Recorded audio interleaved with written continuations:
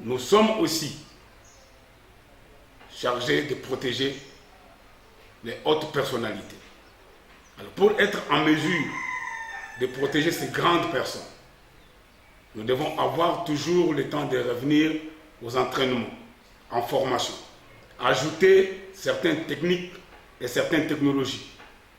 Et c'est dans ce cadre-là que vous avez vu hier, vendredi, dans les avant-midi, nos hommes accompagnés de leurs instructeurs pour pouvoir ajouter les connaissances, les techniques à protéger les grandes personnes dans les lieux où elles passent très souvent.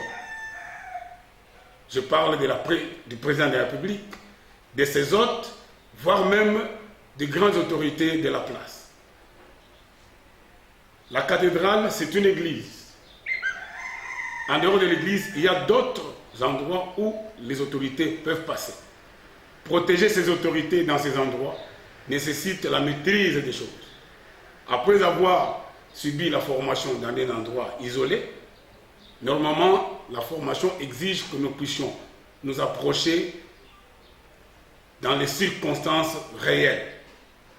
C'est dans ce cadre que quelques éléments de notre armée, de notre unité, qui sont en formation avec leurs instructeurs, se sont approchés auprès de la cathédrale. Ils ont bonnement demandé l'autorisation pour faire leur mission, pour faire la pratique. Mais comme la population civile n'était pas informée, voilà pourquoi il y a eu des récupérations, des interprétations qui ne cadraient pas avec l'objet en soi.